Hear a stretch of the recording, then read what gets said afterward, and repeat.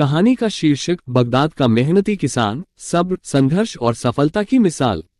प्रस्तावना। बगदाद एक ऐतिहासिक नगर जहां के बाजार गुलजार रहते थे और मस्जिदों से इबादत की आवाजें आती थीं।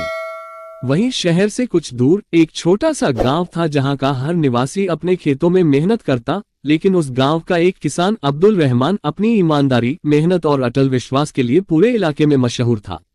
अध्याय 1। अब्दुल रहमान एक आम किसान। अब्दुल रहमान एक साधारण किसान था जिसने कभी स्कूल की चौखट तक नहीं देखी थी। उसके पास बस 2 एकड़ जमीन थी, एक पुराना बैल और एक छोटी सी झोपड़ी। लेकिन उसकी सबसे बड़ी पूंजी थी उसका सब्र और मेहनत।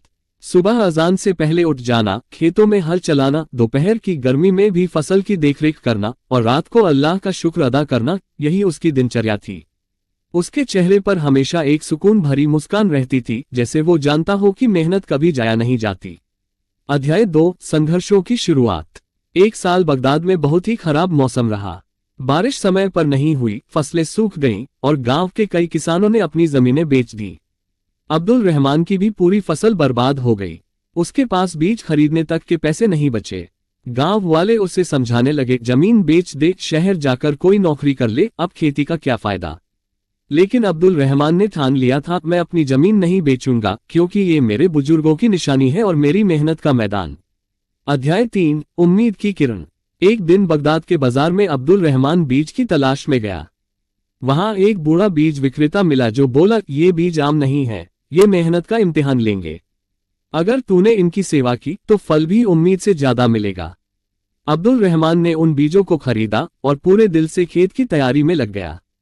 वो जानता था कि मेहनत और दुआ का मेल हमेशा रंग लाता है। अध्याय 4। जब खेत ने मुस्कुराया।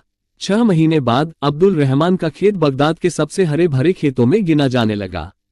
फसल ऐसी लहलहा रही थी जैसे जमीन खुद दुआएं दे रही हो। पूरे गांव में उसकी मेहनत के चर्चे होने लगे। लोग उससे पूछते, क्या राज है। वो मुस्कुरा कर कहता, राज कुछ नहीं, सिर्फ मेहनत और अल्लाह पर भरोसा। अध्याय 5। मुसीबतें फिर लौट आईं। जब फसल तैयार हुई और मंडी में ले जाने की बारी आई, तभी अचानक बगदाद में एक दंगा भड़क गया।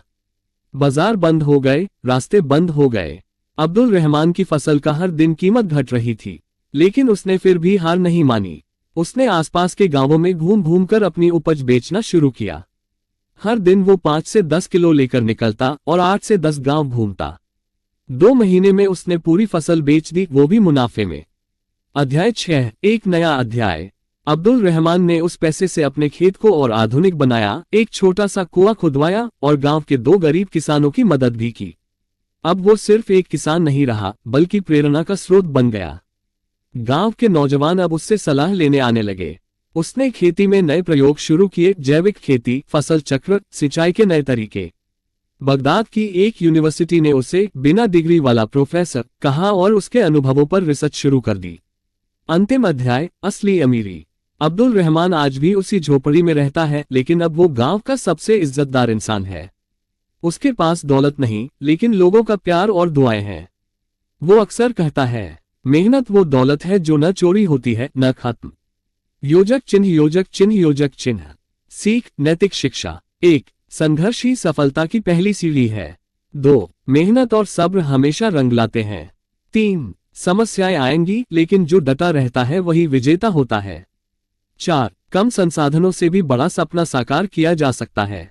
5। सच्चा अमीर वही है जो औरों की मदद कर सके। अगर आपको हमारी वीडियो अच्छी लगी तो हमारे चैनल सच के रास्ते स्टोरी को लाइक और सब्सक्राइब करें।